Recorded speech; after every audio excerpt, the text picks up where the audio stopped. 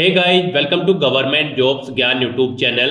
Guys, आज की इस वीडियो में हम बात करेंगे आरआरबी ग्रुप डी के new notification online form apply process के बारे में। जी हाँ दोस्तों, रेलवे रिक्रूटमेंट बोर्ड ने ग्रुप डी के 32,438 खाली पदों को भरने के लिए नोटिफिकेशन रिलीज कर दिया है। कैसे आप इस भर्ती के लिए अपने फॉर्म अप्लाई कर सकते हो बिना कोई मिस्टेक किए हुए, इसकी पूरी जानकारी हम आपको स्टेप बाय स्टेप रजिस्ट्रेशन से लेकर प्रिंट तक इस वीडियो में देंगे। साथ ही दोस्तों, यहां पर कैंडिडेट्स को आधार का ओटीपी जनरेट करने में प्रॉब्लम फेस हो रही है, उसका हल भी आपको इस वीडियो में मिल जाएगा। कैसे आप अपने आधार का ओटीपी यहां पर जनरेट करें, इसका पूरा प्रोसेस आपको इस वीडियो में मिल जाएगा। यहां पर लगातार कैंडिडेट्स के कमेंट आ रहे हैं कि उनको आधार का ओटीपी जनरेट करने में प्रॉब्लम फेस हो रही है। डोंट वरी, यहां पर आपको इस वीडियो में आपके सभी सॉल्यूशन मिल जाएंगे। आधार ओटीपी का प्रॉब्लम आपका हल करा दिया जाएगा। हम आपको बता देंगे कैसे आप अपना ओटीपी यहां पर जनरेट करें, किस वे से आप जनरेट करें जिससे आपका ओटीपी आसानी से आ जाए और आप अपना फॉर्म अप्लाई कर सके। साथ ही साथ आपको इस वीडियो में बताया जाएगा कि कौन से वो टॉप 5 सेफ जोन हैं जिनके अंतर्गत अगर आप अपना फॉर्म अप्लाई करते हो तो आपके सिलेक्शन यहां पर बाकी से ज्यादा रहेंगे। साथ ही हम आपको पोस्ट प्रेफरेंस आप कैसे सिलेक्ट करें या फिर कैसे आप अपनी पोस्ट का सिलेक्शन करें जिससे कि आपके सिलेक्शन के चांसेस ज्यादा रहेंगे, और ये भी बताएंगे कि कौन सी पोस्ट यहां पर आपके लिए सबसे बेटर है जिसमें आपके सिलेक्शन के चांसेस ज्यादा है। साथ ही यहां पर अगर आपको फोटो, सिग्नेचर और डॉक्यूमेंट, कोई भी डॉक्यूमेंट अपलोड करते हुए प्रॉब्लम फेस हो रही है तो उसका हल भी है तो इस वीडियो में मिल जाएगा। हम आपको स्टेप बाय स्टेप दिखाएंगे कैसे आप अपने डॉक्यूमेंट्स अपलोड कर सकते हो, और साथ ही साथ दोस्तों आपको यह भी बताया जाएगा कि कौन सी वो कॉमन मिस्टेक है जिसे करने से आपका एप्लीकेशन फॉर्म रिजेक्ट हो सकता है। तो आपको अब इस तरीके से फॉर्म अप्लाई करने होंगे जो हम आपको बताएंगे, उससे आप अपना फॉर्म रिजेक्ट होने से बचा सकते हो। और हम आपको यह भी बताएंगे कि कैसे आप मोबाइल से अपना फॉर्म अप्लाई कर सकते हो। गाइज, हम आपको यहां पर क्लियर कर दें स्टार्टिंग में ही, जब कैंडिडेट्स यहां पर अपना फॉर्म अप्लाई करते हैं मोबाइल से या फिर कंप्यूटर से, दोनों पर सेम आपका फॉर्म भरा जाता है, सेम डिटेल्स आपको देनी होती है। बस लुकिंग इंटरफेस यहां पर आपका चेंज हो जाता है। मोबाइल पर आपका जो इंटरफेस है वो वर्टिकल होता है, अदरवाइज यहां पर आपको दोनों में ही सेम डिटेल्स फिल करनी पड़ती है, सेम डॉक्यूमेंट्स यहां पर आपको फिल करने पड़ते हैं। तो यहां पर आप इसकी टेंशन ना ले, आप जैसे चाहे अपना फॉर्म अप्लाई कर दे। ओटीपी प्रॉब्लम के साथ साथ गाइस, यहां पर अगर आपको इस भर्ती का फॉर्म अप्लाई करते हुए और भी प्रॉब्लम्स फेस हो रही हैं तो उन सभी का हल भी आपको इस वीडियो में मिल जाएगा। तो इन सब चीजों की पूरी जानकारी के लिए बने रहिए इस वीडियो में एंड तक हमारे साथ। इस वीडियो को एंड तक देखने पर ही आपके सभी सवाल और डाउट्स क्लियर होंगे। तो बिना कोई वक्त गंवाए चलिए शुरू करते हैं। आपको इस वीडियो के डिस्क्रिप्शन बॉक्स में हमारी वेबसाइट IND-sarkari-naukri.in के इस पेज का लिंक मिल जाएगा। यहां पर आपको इस भर्ती के रिगार्डिंग सभी डिटेल्स प्रोवाइड करा दी गई है। रेलवे रिक्रूटमेंट बोर्ड आरआरबी ने ग्रुप डी के 32,438 खाली पदों को भरने के लिए नोटिफिकेशन रिलीज किया है। पोस्ट के नाम आप यहां से चेकआउट कर सकते हो, कौन सी पोस्ट के लिए कितनी नंबर ऑफ वैकेंसीज है, पूरी डिटेल यहां पर आपको दे दी गई है। जैसे कि पॉइंट्समैन बी के लिए 5,058 वैकेंसी है, असिस्टेंट ट्रैक मशीन के लिए यहां पर 799 वैकेंसीज है, ट्रैक मेंटेनेंस ग्रेड 4 के लिए 13,187 वैकेंसीज है। यहां से आप अपनी पोस्ट वाइज वैकेंसीज की डिटेल चेकआउट कर सकते हो। डेट्स की अगर बात करें तो 23 जनवरी 2025 से फॉर्म स्टार्ट हुए थे, 22 फरवरी 2025 तक आप अपने फॉर्म अप्लाई कर सकते हो। लगभग 10 दिन का समय यहां पर आपके पास है, इसलिए आपको ज्यादा हड़बड़ाहट करने की जरूरत नहीं है। आप आराम से अपने फॉर्म अप्लाई कर सकते हो। 10वीं पास कैंडिडेट या फिर ITI या फिर NAC सर्टिफिकेट होल्डर कैंडिडेट यहां पर इस भर्ती में पार्टिसिपेट करने के लिए एलिजिबल है, एप्लीकेबल है, अप्लाई कर सकते हैं। 18 से 36 साल आपकी आयु सीमा तय की गई है।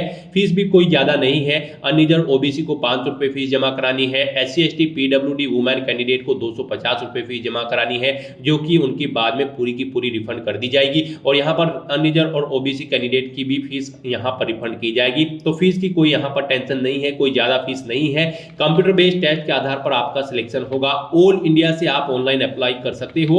अप्लाई करने के लिए आपको इंपोर्टेंट लिंक सेक्शन में आना है। इस पेज के ऑफिशियल नोटिफिकेशन PDF पर क्लिक करना है।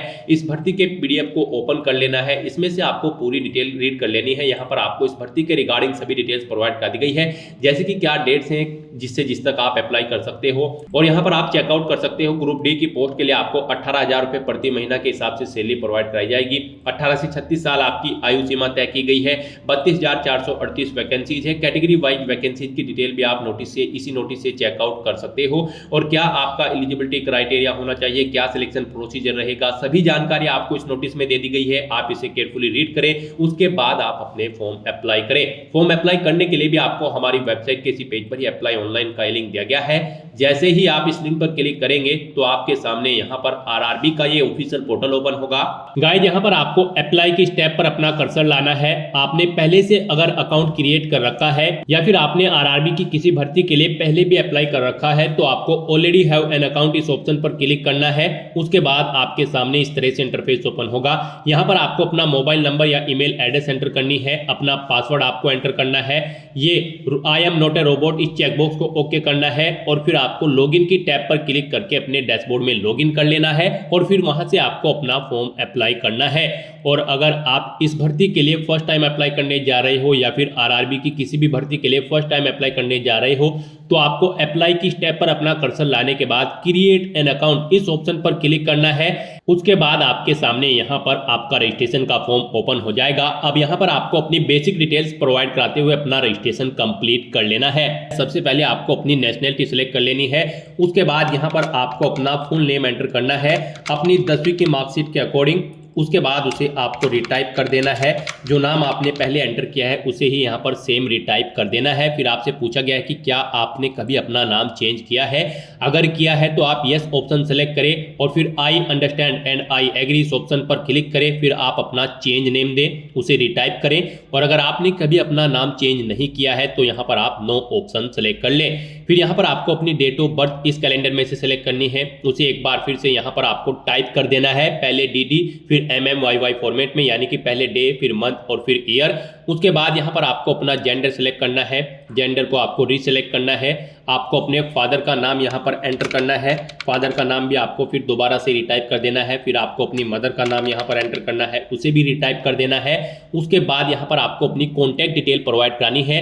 यहाँ पर आपको अपना ईमेल एड्रेस एंटर करना है। फिर जनरेट ईमेल OTP ऑप्शन पर क्लिक करना है। आपकी ईमेल पर OTP आएगा, वो OTP आपको यहाँ पर एंटर करके अपनी ईमेल ID वेरीफाई कर लेनी है। फिर आपको अपना मोबाइल नंबर यहाँ पर एंटर करना है। फिर जनरेट OTP ऑप्शन पर क्लिक करना है। एक OTP आपके मोबाइल नंबर पर आएगा, वो OTP आपको यहाँ पर एंटर करके अपने मोबाइल नंबर को भी वेरीफाई कर लेना है। उसके बाद यहाँ पर आपको अपना आधार कार्ड नंबर एंटर करना है। गाइस, यहाँ पर आरआरबी की भर्तियों में पार्टिसिपेट करने के लिए आपका आधार वेरिफिकेशन अब मस्ट कर दिया गया है। तो यहाँ पर आपको अपना आधार वेरीफाई कर लेना है। फिर आपको जनरेट आधार OTP ऑप्शन पर क्लिक करना है। उसके बाद यहाँ पर आपके रजिस्टर्ड मोबाइल नंबर पर जिससे आपका आधार कार्ड अटैच है उस पर एक OTP आएगा, वो OTP यहाँ पर आपको एंटर करना है और वेरीफाई बटन पर क्लिक करके अपना आधार वेरीफाई कर लेना है। गाइस, यहाँ पर आधार वेरिफिकेशन करते हुए कैंडिडेट के सामने प्रॉब्लम फेस हो रही है। यहाँ पर आपको ज्यादा हड़बड़ाहट करने की जरूरत नहीं है। ये प्रॉब्लम आपकी तरफ से नहीं है, आरआरबी की ऑफिशियल वेबसाइट की तरफ से यहाँ पर ये प्रॉब्लम आ रही है कुछ टेक्निकल इश्यूज की वजह से। जी हाँ दोस्तों, आरआरबी की वेबसाइट में कुछ टेक्निकल इश्यूज है जिसकी वजह से यहाँ पर अभी आधार वेरिफिकेशन में प्रॉब्लम आ रही है। यहाँ पर आपको कुछ नया नहीं करना है, बस आपको अपना आधार कार्ड नंबर देना है और जनरेट आधार OTP ऑप्शन पर क्लिक करके आपके मोबाइल नंबर पर एक OTP आएगा। उस मोबाइल नंबर पर जो आपके आधार से अटैच है वो OTP आपको यहाँ पर एंटर करना है और वेरीफाई की स्टेप पर क्लिक करके अपना आधार वेरीफाई कर लेना है। यहाँ पर आरआरबी की सभी भर्तियों में अप्लाई करने के लिए अब आधार मस्ट कर दिया गया है, आधार वेरिफिकेशन मस्ट कर दिया गया है। तो आपको आधार यहाँ पर जरूर वेरीफाई करना होगा, उसके बिना आप इस भर्ती के लिए अप्लाई नहीं कर पाओगे, आप एलिजिबल नहीं होंगे इस भर्ती में पार्टिसिपेट करने के लिए। तो यहाँ पर आपको कुछ नया नहीं करना है, बस आपको 2 या 3 दिन यहाँ पर वेट करना है। ये टेक्निकल इशू है, ये जल्दी सॉर्ट आउट कर दी जाएगी आरआरबी की तरफ से। बस आपको यहाँ पर 2 या 3 दिन का पेशेंस रखना है और उसके बाद आपको अपना फॉर्म अप्लाई करना है। यहाँ पर सिंपली आपको अपना आधार नंबर एंटर करके उसे वेरीफाई कर लेना है। गाइस, यहाँ पर ज्यादा हड़बड़ाहट करने की भी आपको जरूरत नहीं है। यहाँ पर अभी 10-11 दिन का समय है आपके लिए अप्लाई करने के लिए ग्रुप डी की इस भर्ती पर। तो आपको यहाँ पर पेशेंस रख के अपना आधार क्लियरली यहाँ पर वेरीफाई कर लेना है। उसके बाद आपको इस चेकबॉक्स को ओके करना है। फिर यहाँ पर आपको अपना पासवर्ड क्रिएट करना है। पासवर्ड यहाँ पर आपका अल्फा न्यूमेरिक फॉर्मेट में होना चाहिए। मीन्स आपके पासवर्ड में कम से कम एक अपर केस कैरेक्टर, एक लोअर केस कैरेक्टर, एक इंटीजर नंबर और एक स्पेशल कैरेक्टर जैसे कि @ या फिर डॉलर होना चाहिए। तो इस फॉर्मेट में आपको अपना पासवर्ड क्रिएट करना है। वही पासवर्ड आपको यहाँ पर कंफर्म पासवर्ड फील्ड में एंटर करना है। उसके बाद आपको I am not a robot इस चेकबॉक्स को ओके करना है और फिर आपको preview and create an account इस ऑप्शन पर क्लिक कर देना है। उसके बाद आपका अकाउंट क्रिएट हो जाएगा। फिर आपको इस पेज को ऊपर स्क्रॉल करके लॉग इन हियर इस ऑप्शन पर क्लिक करना है और यहाँ पर आपको अपना मोबाइल नंबर या फिर ईमेल एड्रेस एंटर करना है। अपना पासवर्ड आपको एंटर करना है जो आपने अभी अभी क्रिएट किया है और फिर आपको I am not a robot इस चेकबॉक्स को ओके करना है और लॉगिन की स्टेप पर क्लिक करके अपने डैशबोर्ड में लॉगिन कर लेना है। लॉगिन करने के बाद आपका डैशबोर्ड कुछ इस तरह से शो होगा। इसमें आपको ऑनलाइन एप्लीकेशन की टैब पर क्लिक कर देना है। उसके बाद यहाँ पर आपके सामने कुछ इस तरह से इंटरफेस ओपन होगा। अब यहाँ पर आपको CN 8/2024 various post in level 1 of 7 CPC पे मैट्रिक्स के सेक्शन में आना है। यहाँ पर ये ग्रुप डी की 32,438 पोस्ट के लिए वैकेंसी है। तो यहाँ पर आकर आपको सबसे पहले अपना कोई बोर्ड सेलेक्ट कर लेना है जिस बोर्ड में आप अप्लाई करना चाहते हैं। तो गाइस यहाँ पर जब आप अपने डैशबोर्ड में आकर अपना RRB चुनेंगे तो यहाँ पर आपको केयरफुली अपने RRB का सिलेक्शन करना है। आपको यहाँ पर उन RRBs को सिलेक्ट करना है जिनमें आपके सिलेक्शन के चांसेस ज्यादा रहे। हम यहाँ पर आपको टॉप 5 सेफ जोन्स के बारे में बताएंगे जिनके अंतर्गत अगर आप अपना फॉर्म अप्लाई करते हो तो आपकी सिलेक्शन यहाँ पर ज्यादा रहेंगे बाकी और कैंडिडेट से। तो यहाँ पर सबसे पहले नंबर पर आपको रखना है RRB मुंबई को। RRB मुंबई में यहाँ पर 2 रीजन में भर्तियां निकली है, वेस्टर्न रेलवे और सेंट्रल रेलवे। यहाँ पर इसके अंतर्गत 7,000 से ज्यादा वैकेंसीज RRB मुंबई के अंतर्गत निकली है। लगभग सही कैटेगरी के लिए यहाँ पर बम्पर नंबर ऑफ वैकेंसीज है। आप यहाँ पर फर्स्ट नंबर पर RRB मुंबई को सिलेक्ट करें और अपना फॉर्म अप्लाई करें और सेकंड नंबर पर आप गाइस RRB दिल्ली को रख सकते हैं। यहाँ पर नॉर्थर्न रेलवे न्यू दिल्ली के अंतर्गत 4,785 वैकेंसीज निकली है, आप अप्लाई कर सकते हैं। सभी कैटेगरी के लिए यहाँ पर बम्पर वैकेंसीज है। आप सेकंड नंबर पर यहाँ पर नॉर्थर्न रेलवे न्यू दिल्ली को रख सकते हैं और अपने फॉर्म अप्लाई कर सकते हैं। और टॉप 5 सेफ जोन्स में अगर बात करें थर्ड नंबर की तो थर्ड नंबर पर आप southern railway Chennai RRB Chennai के अंतर्गत अपने फॉर्म अप्लाई कर सकते हैं। इसके अंतर्गत यहाँ पर 2,694 वैकेंसीज निकली है, बम्पर वैकेंसीज है सभी कैटेगरीज के लिए। तो आप इसे तीसरे नंबर पर अप्लाई कर सकते हैं। और फोर्थ नंबर की अगर बात करें तो आप RRB Guwahati north east frontier railway Guwahati के लिए अप्लाई कर सकते हैं। फोर्थ नंबर पर आप इस बोर्ड को रखें। यहाँ पर इसमें भी 2,000 से ज्यादा वैकेंसीज है, सभी कैटेगरी के लिए यहाँ पर ऑप्शंस हैं। तो आप फोर्थ नंबर पर RRB गुवाहाटी को रखें। और फिफ्थ और लास्ट नंबर पर आप यहाँ पर north central railway Prayagraj RRB Prayagraj को रख सकते हैं। इसके अंतर्गत भी 2,000 से ज्यादा वैकेंसीज है सभी कैटेगरी के लिए। तो यहाँ पर आप टॉप 5 सेफ जोन में फिफ्थ नंबर पर RRB प्रयागराज को रख सकते हैं। तो दोस्तों यहाँ पर ये टॉप 5 सेफ जोन थे जिनके अंतर्गत अगर आप अपने फॉर्म अप्लाई करोगे तो यहाँ पर आपकी सिलेक्शन के चांसेस ज्यादा रहेंगे बाकी और कैंडिडेट से। तो यहाँ पर आप अपना बोर्ड सेलेक्ट करने के बाद इस चेकबॉक्स को ओके करें और फिर नेक्स्ट ऑप्शन पर क्लिक कर दें। नेक्स्ट आपके सामने आपका एप्लीकेशन फॉर्म ओपन हो जाएगा। यहाँ पर कुछ चीजें आपकी ऑटोमेटिकली फिल कर ली गई है आपकी रजिस्ट्रेशन डिटेल से जो आपने रजिस्ट्रेशन में प्रोवाइड कराई थी। अब यहाँ पर आपको अपना मैरिटल स्टेटस सेलेक्ट करना है, अपना रिलीजन सेलेक्ट करना है, अपनी मातृभाषा आपको सेलेक्ट कर लेनी है। फिर यहाँ पर एग्जामिनेशन आप किस लैंग्वेज में चाहते हैं वो भाषा आप सेलेक्ट करें। फिर आपकी बॉडी पर कहीं कोई कट या तिल का निशान है तो उस पैलेस का नाम एंटर कर दें। फिर आप एक और पैलेस का नाम एंटर कर सकते हैं अगर आपकी बॉडी पर एक से ज्यादा जगह कोई चिन्ह है, अगर नहीं है तो यहाँ पर आप नो मार्क एंटर कर दें। उसके बाद यहाँ पर आपको अपनी कम्युनिटी सेलेक्ट कर लेनी है। फिर यहाँ पर आपको अपनी कास्ट का नाम एंटर करना है। अपना अगर आप रिजर्व कैटेगरी से बिलोंग करते हो तो यहाँ पर आपको अपना कम्युनिटी सर्टिफिकेट नंबर एंटर करना है। फिर आपको ये सर्टिफिकेट किसने प्रोवाइड कराया है उस पोस्ट की डेजिग्नेशन की अथॉरिटी का नाम आपको सिलेक्ट कर लेना है। फिर कौन से स्टेट में इशू हुआ है वो स्टेट आपको सिलेक्ट कर लेना है। कम्युनिटी सर्टिफिकेट आपका किस डेट को इशू हुआ है वो डेट आपको कैलेंडर में से सिलेक्ट कर लेनी है। फिर यहाँ पर आपसे पूछा गया है कि क्या आप रेलवे की इस एग्जाम के लिए फ्री ट्रेवल पास चाहते हैं, अगर चाहते हैं तो यस करें, नहीं तो नो ऑप्शन सेलेक्ट करें। फिर अपने नियरेस्ट रेलवे स्टेशन का नाम आप एंटर करें। फिर यहाँ पर आपको अपना कास्ट सर्टिफिकेट अपलोड कर देना है। आप अपलोड डॉक्यूमेंट ऑप्शन पर क्लिक करें, फाइल को सिलेक्ट करें और उसे यहाँ पर अपलोड कर दें। आपकी फाइल का मैक्सिमम साइज 500 KB रखा गया है, PDF फॉर्मेट में आपकी फाइल होनी चाहिए। उसके बाद यहाँ पर आपको अपना एड्रेस की डिटेल देनी है। आप अपना प्रेजेंट एड्रेस एंटर करें, फिर परमानेंट एड्रेस एंटर करें और अगर आपका परमानेंट एड्रेस आपके आपके प्रेजेंट एड्रेस के अकॉर्डिंग सेम है तो यहाँ पर आप इस चेकबॉक्स को ओके कर दें। ऑटोमेटिकली आपका परमानेंट एड्रेस आपके प्रेजेंट एड्रेस के अकॉर्डिंग फिल हो जाएगा। इस तरह से अपनी सभी डिटेल्स फिल आउट करने के बाद अब आपको सेव के इस बटन पर क्लिक करना है, अपनी सभी डिटेल्स सेव कर देनी है और फिर आपको नेक्स्ट बटन पर क्लिक कर देना है। अब यहाँ पर आपको अपनी कुछ और डिटेल्स प्रोवाइड करानी है। यहाँ पर आपसे पूछा गया कि क्या आप ई सर्विसमैन हैं, अगर हैं तो यस ऑप्शन सेलेक्ट करें और फिर अपनी डिटेल्स यहाँ पर दे, जैसे कि आप किस में ई सर्विसमैन थे, आर्मी, नेवी या एयरफोर्स, अपनी रैंक एंटर करें। और अगर आप ई सर्विसमैन नहीं थे तो यहाँ पर आपको नो ऑप्शन सेलेक्ट करना है। उसके बाद आपसे पूछा गया कि क्या आप बेंचमार्क डिसेबिलिटी PWBD कैंडिडेट हैं, अगर है तो यस ऑप्शन सेलेक्ट करें और फिर अपनी डिसेबिलिटी की डिटेल यहाँ पर दे। डिसेबिलिटी की कैटेगरी सिलेक्ट करें, सब कैटेगरी सिलेक्ट करें, परसेंटेज ऑफ डिसेबिलिटी दे, नेचर ऑफ डिसेबिलिटी दे और PWBD सर्टिफिकेट नंबर यहाँ पर दें और आपको इशू कब हुआ था वो सर्टिफिकेट की डेट सेलेक्ट करें। और अगर आप यहाँ पर PWBD कैंडिडेट नहीं हैं तो यहाँ पर आपको नो ऑप्शन सेलेक्ट करना है।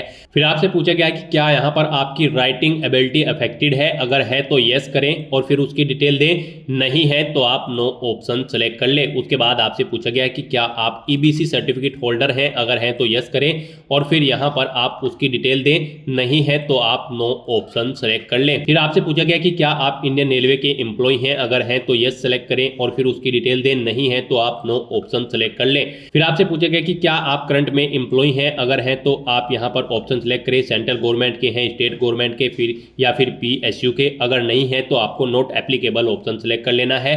उसके बाद यहाँ पर आपको अपनी ACT अप्रेंटिस की डिटेल प्रोवाइड करानी है। यहाँ पर क्या आपने अपना ACT अप्रेंटिस का कोर्स किया हुआ है, अगर किया हुआ है तो यहाँ पर आप यस ऑप्शन सेलेक्ट करें, उसकी डिटेल दें, नहीं किया है तो आप नो ऑप्शन सेलेक्ट कर लें। यस अगर आप सेलेक्ट करते हैं तो फिर यहाँ पर आपको ट्रेड का नाम सेलेक्ट करना है। ट्रेनिंग आपने कब से स्टार्ट की है वो डेट सेलेक्ट करें, कब तक की है वो डेट सेलेक्ट करें। इनके अकॉर्डिंग यहाँ पर आपकी ट्रेनिंग का ड्यूरेशन आ जाएगा। अपने ACT अप्रेंटिस का जो सर्टिफिकेट है उसका नंबर दें, फिर यहाँ पर सर्टिफिकेट की डेट आप सेलेक्ट करें, वो कब तक वैलिड है, कितने मार्क्स आपने ऑब्टेन किए हैं वो आप एंटर करें, फुल मार्क्स कितने थे यानी कि टोटल कितने मार्क्स थे जिसमें से आपने मार्क्स ऑब्टेन किए हैं वो यहाँ पर आप एंटर करें। और उसके बाद यहाँ पर आपको अपनी बैंक डिटेल प्रोवाइड करनी है। यहाँ पर आपकी फीस रिफंड होगी। गाइज यहाँ पर अगर आप अनरिजर्व OBC कैंडिडेट हैं तो यहाँ पर आपको 500 रुपये फीस जमा करानी होगी, 400 रुपये रिफंड कर दिए जाएंगे। SC ST PWD women candidate को 250 रुपये फीस जमा करानी होगी, पूरी की पूरी फीस उनकी यहाँ पर रिफंड कर दी जाएगी। तो यहाँ पर अब आपको अपनी बैंक डिटेल प्रोवाइड करानी है फीस रिफंड के लिए। यहाँ पर आप अपना अकाउंट होल्डर का नाम दें, फिर आप अपना बैंक अकाउंट नंबर एंटर करें, उसे कंफर्म कर ले, अपने बैंक का IFSC कोड एंटर करें और फिर यहाँ पर IFSC कोड के अकॉर्डिंग आपके बैंक का नाम और एड्रेस ऑटोमेटिकली यहाँ पर फिल हो जाएगा। इस तरह से अपनी सभी डिटेल्स फिल करने के बाद आपको सेव के इस बटन पर क्लिक करना है, अपनी सभी डिटेल्स सेव कर देनी है और फिर आपको नेक्स्ट ऑप्शन पर क्लिक कर देना है। नेक्स्ट यहाँ पर आपको अपनी एजुकेशनल क्वालिफिकेशन की डिटेल देनी है। गाइज RRB ग्रुप डी की इस भर्ती में पार्टिसिपेट करने के लिए आपका 10वीं क्लास पास आउट होना जरूरी है या फिर आपका ITI पास आउट होना जरूरी है या फिर इसके इक्विवेलेंट आपका नेशनल अप्रेंटिसशिप सर्टिफिकेट NAC जो कि ग्रांटेड हो NCVT से, वो किया होना जरूरी है इस भर्ती में पार्टिसिपेट करने के लिए। तो यहाँ पर आपको अपनी 10वीं क्लास की डिटेल सबसे पहले फिल करनी है।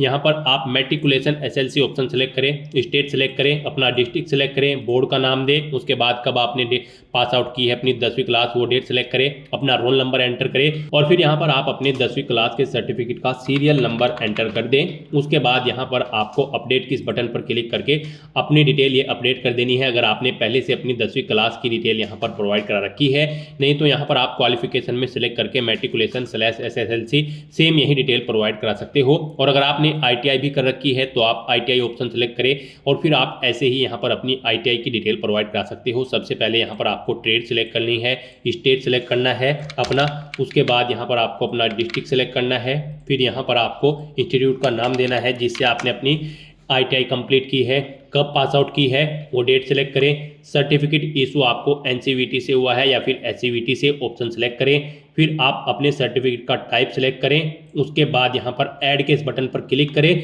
अपनी ITI की डिटेल्स आप ऐड कर दें। इस तरह से आपकी ITI की डिटेल ऐड हो जाएगी। और अगर आपने यहाँ पर NAC सर्टिफिकेट अप्रेंटिसशिप सर्टिफिकेट किया हुआ है तो यहाँ पर आप NAC ऑप्शन सेलेक्ट करें, फिर यहाँ पर आप अपनी ट्रेड सेलेक्ट करें, स्टेट सेलेक्ट करें, फिर आप अपना डिस्ट्रिक्ट सेलेक्ट करें। डिस्ट्रिक्ट सेलेक्ट करने के बाद यहाँ पर आप इंस्टीट्यूट का नाम दें जिससे आपने ये सर्टिफिकेट किया है, कब किया है वो डेट सेलेक्ट करें। सर्टिफिकेट इशू आपको एनसीवीटी से हुआ होगा तो ये आप ऑप्शन सेलेक्ट करें। सर्टिफिकेट का टाइप आप सिलेक्ट करें एनएसी और फिर ऐड के इस बटन पर क्लिक करके अपने सर्टिफिकेट की डिटेल को भी आप ऐड कर दें। इस तरह से अपनी क्वालिफिकेशन की डिटेल ऐड करने के बाद अब आपको नेक्स्ट ऑप्शन पर क्लिक करना है। उसके बाद आपके सामने यहाँ पर कुछ इस तरह से इंटरफेस ओपन होगा। अब यहाँ पर आपको अपना फोटो और सिग्नेचर अपलोड करने हैं। गाइस यहाँ पर आपका फोटो 50 KB से 100 KB के बीच में होना चाहिए। यहाँ पर इसकी हाइट 320 पिक्सल और विड्थ 240 पिक्सल होनी चाहिए और सिग्नेचर भी आपके यहाँ पर 30 KB से 50 KB के बीच में होने चाहिए। इनकी हाइट 60 पिक्सल और विड्थ 140 पिक्सल होनी चाहिए। ये डॉक्यूमेंट आपके जेपीजी या फिर जेपीईजी फॉर्मेट में होने चाहिए। यहाँ पर अगर आपका फोटो और सिग्नेचर बड़े या छोटे हैं तो आप गूगल में जाकर इमेज रिसाइजर का कोई भी वेबसाइट ओपन करके उसमें अपने डॉक्यूमेंट यहाँ पर आप ओके कर सकते हो और फिर उन्हें यहाँ पर आप अपलोड कर सकते हो। अपलोड करने के लिए आपको यहाँ पर ब्राउज के इस बटन पर क्लिक करना है और फाइल को सिलेक्ट करना है और उसे यहाँ पर आपको 1 बाय 1 करके अपना फोटो सिग्नेचर अपलोड कर देने हैं। गाइस इस सेक्शन में आपको दी गई गाइडलाइंस के अकॉर्डिंग अपने फोटो और सिग्नेचर अपलोड करने हैं, अदरवाइज यहाँ पर आपका एप्लीकेशन फॉर्म रिजेक्ट हो सकता है। जैसा कि हमने स्टार्टिंग में ही बताया था कि कौन सी वो कॉमन मिस्टेक है जिसे करने से आपके एप्लीकेशन फॉर्म रिजेक्ट हो सकते हैं, तो इसी सेक्शन की वो मिस्टेक है। इस सेक्शन में अगर आप मिस्टेक करोगे, दी गई गाइडलाइन के अकॉर्डिंग अगर आप अपने डॉक्यूमेंट अपलोड नहीं करोगे फोटो और सिग्नेचर, तो आपका एप्लीकेशन फॉर्म यहाँ पर रिजेक्ट हो सकता है। तो इस तरह से अपना फोटो सिग्नेचर यहाँ पर अपलोड करने के बाद आपको सेव के इस बटन पर क्लिक करना है, इन्हें सेव कर देना है और फिर आपको नेक्स्ट ऑप्शन पर क्लिक कर देना है। नेक्स्ट आपके सामने कुछ इस तरह से इंटरफेस ओपन होगा। यहाँ पर आप जिस पोस्ट के लिए एलिजिबल हैं आपको यहाँ पर वो शो कर दी गई है। मान लीजिए आप यहाँ पर किसी और पोस्ट के लिए अप्लाई करना चाहते हैं तो फिर आपको अपना आरआरबी चेंज करना होगा स्टार्टिंग में ही। यहाँ पर जिस आरआरबी को आपने सिलेक्ट किया है और आपकी एलिजिबिलिटी के अकॉर्डिंग यहाँ पर आपको पोस्ट शो कर दी गई है। आप इस पोस्ट पर एलिजिबल हैं अप्लाई करने के लिए। ये पोस्ट आपके आरआरबी और एलिजिबिलिटी के अकॉर्डिंग यहाँ पर शो होगी। अगर आप और पोस्ट के लिए अप्लाई करना चाहते हैं तो फिर आपको अपना आरआरबी चेंज करना है और अपनी क्वालिफिकेशन उसके अकॉर्डिंग देनी है, फिर आपको यहाँ पर वो पोस्ट भी शो कर दी जाएंगी। तो यहाँ पर अब आपको अपना पोस्ट सेलेक्ट कर लेनी है। यहाँ पर आप प्लस के इस बटन पर क्लिक करें और इसे इस सेकंड कॉलम में ऐड कर दें। यहाँ पर आप प्रेफरेंस भी सेट कर सकते हैं। अगर आप मल्टीपल पोस्ट यहाँ पर आपके सामने आती है तो आप उन्हें यहाँ पर जिस पोस्ट को पहले नंबर पर प्रेफरेंस देना चाहते हैं उसे पहले सेलेक्ट करें और यहाँ पर ऐड कर दे। जिसे सेकंड देना चाहते हैं उसे सेकंड नंबर पर सेलेक्ट करके इधर ऐड कर दे। तो इस तरह से आप यहाँ पर आप अपनी पोस्ट प्रेफरेंस दे सकते हैं। फिर आपको इस पेज को नीचे स्क्रॉल करना है, इस चेकबॉक्स को ओके करना है। फिर यहाँ पर आपको इस चेकबॉक्स को ओके करना है, अपना पैलेस यहाँ पर एंटर करना है और फिर आपको सेव के इस बटन पर क्लिक करके अपनी सभी डिटेल्स सेव कर देनी है और फिर आपको प्रीव्यू एप्लीकेशन इस ऑप्शन पर क्लिक कर देना है। नेक्स्ट आपको आपके एप्लीकेशन फॉर्म का पूरा प्रीव्यू शो कर दिया जाएगा। आपको सभी डिटेल्स केयरफुली चेकआउट करनी है, पेज को नीचे स्क्रॉल करना है।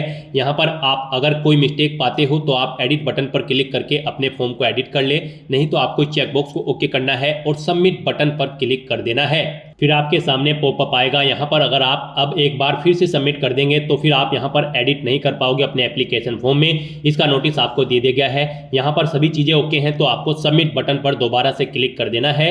यहाँ पर आपका एप्लीकेशन फॉर्म सक्सेसफुली सबमिट हो चुका है। अब यहाँ पर आपको अपना फीस पेमेंट करना है। फॉर्म आपका फीस पेमेंट के बाद ही कंसिडर किया जाएगा। तो यहाँ पर आपको 250 रुपये फीस के रूप में जमा कराने हैं। ये फीस का अमाउंट आपकी कैटेगरी के अकॉर्डिंग शो होगा। अगर आप अनरिजर्व ओबीसी कैंडिडेट है तो 500 रुपये शो होगा। SC ST PWD women candidate हैं तो आपको 250 रुपये फीस के रूप में यहाँ पर जमा कराने होंगे। तो यहाँ पर अब आपको पे विद SBI e-पे इस ऑप्शन पर क्लिक करना है। यहाँ पर इस चेकबॉक्स को ओके करना है, प्रोसीड बटन पर क्लिक कर देना है। उसके बाद आपको फीस पेमेंट के इंटरफेस पर डायरेक्ट कर दिया जाएगा। गाइस यहाँ पर आप debit card, credit card, net banking या फिर UPI के थ्रू अपना फीस पेमेंट कर सकते हो। UPI ऑप्शन अगर आप सेलेक्ट करते हो तो फिर यहाँ पर आपके पास अगर अपनी UPI ID है तो आप एंटर करके अपना फीस पेमेंट कर दे। अगर नहीं है तो फिर आप UPI QR ऑप्शन पर क्लिक करें। यहाँ पर आपको आपका एक QR कोड प्रोवाइड कराया जाएगा, आप उसको स्कैन करके अपना फीस पेमेंट कर सकते हैं। फीस पेमेंट करने के बाद आपका फॉर्म कंसीडर हो जाएगा। उसके बाद आप अपने डैशबोर्ड में जाकर अपने फॉर्म का स्टेटस चेकआउट कर सकते हो और उसका एक हार्ड कॉपी प्रिंट आउट ले लें फ्यूचर यूज के लिए, फ्यूचर रेफरेंस के लिए। तो दोस्तों ऐसे आप railway recruitment board RRB group D 32,438 post के लिए अपना फॉर्म अप्लाई कर सकते हो बिना कोई मिस्टेक किए हुए। आज की इस वीडियो में बस इतना ही। आई होप ये वीडियो आपको पसंद आई होगी। अगर पसंद आई हो तो इसे लाइक और शेयर करें। चैनल पर नए हो तो इसे सब्सक्राइब कर लें। Thanks for watching.